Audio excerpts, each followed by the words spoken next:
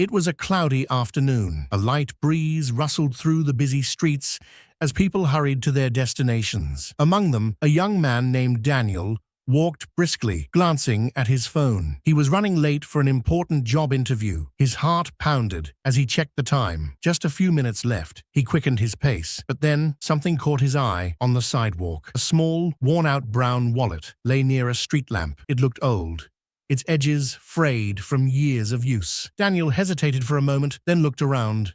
No one seemed to have dropped it. People walked past without noticing. Curiosity got the better of him. He picked up the wallet and opened it carefully. Inside, he found a few credit cards, an ID, and some cash. But what stood out the most was an old photograph, its edges yellowed with time. The photo showed a young girl and an elderly man. The girl had bright, happy eyes, and the man had a tired but warm smile. Something about the image stirred an unfamiliar emotion in Daniel. For a brief second, a tempting thought crossed his mind. If I take the money, no one will ever know. But something deep inside him resisted the idea. This wallet wasn't just about money. It held memories, personal details, a glimpse into someone's life.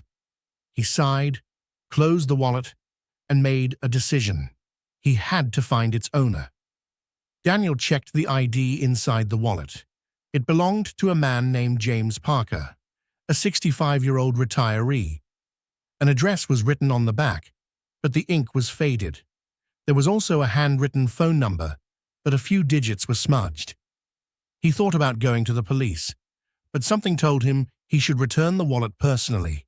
He wanted to see the owner's reaction, to know he had done the right thing. Without hesitation, he hailed a cab and showed the driver the address. The driver studied it for a moment and sighed. "That's an old neighborhood. Not many people live there anymore, but I'll take you." As they drove, Daniel held the wallet in his hands, his mind racing with questions. Does Mr. Parker even realize he lost his wallet? What if he's looking for it right now? What if he really needs the money inside? 15 minutes later, the taxi stopped in front of an old two-story house. The paint was peeling, and the windows were covered with faded curtains. A few children played in the street, but the neighborhood was quiet. Daniel took a deep breath and knocked on the door. After a long pause, the door creaked open. An elderly man stood before him, his face lined with age, his eyes carrying years of wisdom and sorrow. Daniel hesitated for a moment, then held up the wallet. "Sir, is this yours?" Mr. Parker squinted, his frail hands trembling as he took the wallet. He stared at it for a moment, then quickly opened it. When his eyes fell on the photograph inside, they filled with tears. His fingers traced the edges of the picture. His lips trembled as he whispered, Where did you find this?" Daniel explained how he had found the wallet on the sidewalk and wanted to return it. Mr. Parker listened silently, his eyes never leaving the photograph. After a moment, he took a deep breath and said, "This picture, it's the last photo I have of my daughter, Emily." His voice was weak, filled with longing. "She passed away in an accident years ago, but I always kept this picture in my wallet. It was the only thing that kept me going."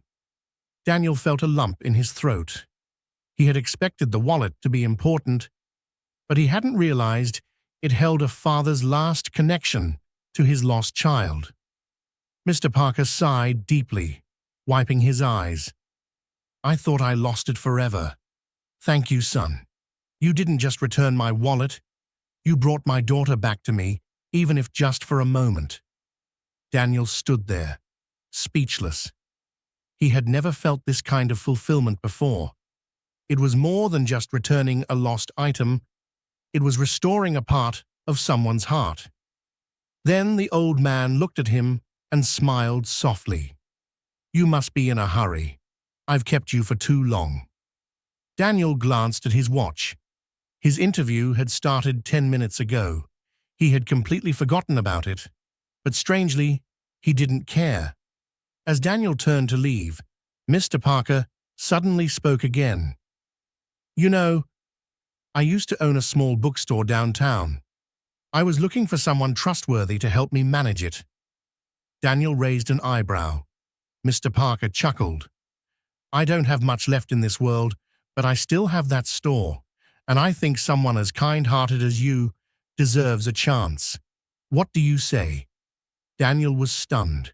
A complete stranger was offering him a job, not because of his resume, not because of his experience, but because of his kindness. A smile spread across his face. "I'd love that." And just like that, what started as a simple act of kindness turned into a new beginning. As Daniel walked away, he felt lighter than he had in years. He had started the day worrying about his own future, but by the end of it, he had changed someone else's life, and in doing so, he had changed his own. Sometimes, the smallest acts of kindness lead to the greatest rewards. And that day, Daniel learned an important lesson. Doing the right thing will always open doors you never expected.